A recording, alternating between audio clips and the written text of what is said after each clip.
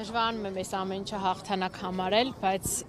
մարդասիրության ու անձի կյանքի ու առողջությունը պահպանելու նկատառումներով էլի կարող եմ հաղթանակ համարել, բայց ոչ երբեք արդարության ու արդարադատության հաղթանակ, որովհետև դուք էլ տեսաք, որ այս մարդկանց այն մեղադրանքը ոչ միայն իրավական չի, նաև բարոյական չի, ինչը որ տրված է այս մարդկանց։ Այստեղ հանցանք չկա, որի հիմքով էլ պետքա գնահատեինք, թե կան արդյոք խափանման միջոցի կիրառման հիմքեր, թե չկան։ Բայց տեսանք, գոնե ուրախ եմ, որ Արսենը հիմա ազատության մեջ է ու այս տարափը ապօրինությունների, խտրականության, անմարդկային վերաբերմունքի, պրովոկացիաների այնքան շատ է, այն որ այս 2 ժամվա ընթացքում փորձեցինք գոնե ամենաէականները, որ համ հանրությանը պարզ լինի, թե ինչ է տեղի ունեցել մոտավոր ակնարկով տեղ հասցնենք, համ էլ Արսենի վիճակը ու պայմանները ներկայացնենք ու հասնենք այս որոշման։ Բայց ես ձեզ վստահեցնում եմ, որ հաջորդող դատական նիստերին հատ առ հատ լինելու է այս ամբողջ սխալների,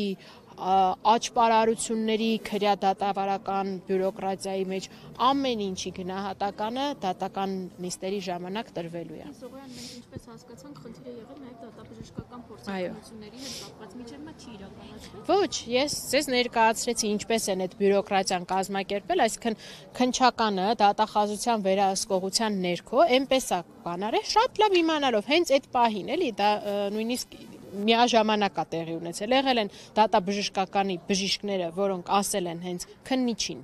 ասել են, որ այս մարդուն կարիք կա, մի հատ տանենք, հենց այսօր գնում ենք մենք մեր հաստատություն, գրություն ուղարկենք, որ պետք է ուղարկենք ստացիոնար բուժհաստատություն հիվանդությունները հաստատելու։ Այդ պահին քննիչ ասում է, ես գործը ավարտում եմ։ Քննիչին ասում եմ, հարգելի քննիչ, ո՞նց եք դուք ավարտում, ախր դուք եք այդ հարցադրումը բարձրացրել, ունի այս մարդը այդ հիվանդությունը, թե չունի, ո՞նց եք այդ հարցը բաց թողած, հələ մյուս հարցերը չեմ ասում, մյուս փորձ։ Այդ հարցը ախր Արսեն Ղուկասյանի վերաբերյալ չփակած ո՞նց եք ավարտում։ Ավարտում էին հենց սրա համար, ավարտում էին, որպեսզի երբ որ այդ տեղ կհասնեին այդ հանձնաժողովի բժիշկները կուղարկեին այդ գրությունը, քննիչը ասեր, դե ես արդեն էլ վարույթի տերը չեմ, գնացեք դատարանով կանեք, որ մարդը փաստացի շարունակի մնա այս խոշտանգող պայմանների ներքո։ Մեղադրիստ բողոքարկելու եք տնային կալան։ Իհարկե, որովհետև մենք գտնում ենք հիմնավոր կասկածից սկսած մինչև կալանավորման հիմքեր, որ առկա չեն։ Մեղադրող կողմը այսպես էր ասում, ինքը պետք է կալանքը շարունակվի 3 ամիս այն պատճառով, որ միգուցե կրկին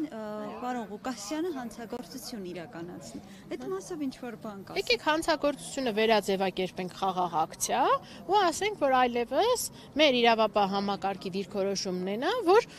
մարդիկ ակցիաներ մի իրականացրեք, անհետ կորածների ծնողներ, մի եկեք տարբեր գերատեսչություններ, ձեր որդիների մասին պատասխաններ մի փնտրեք։ Ինչ ասեմ։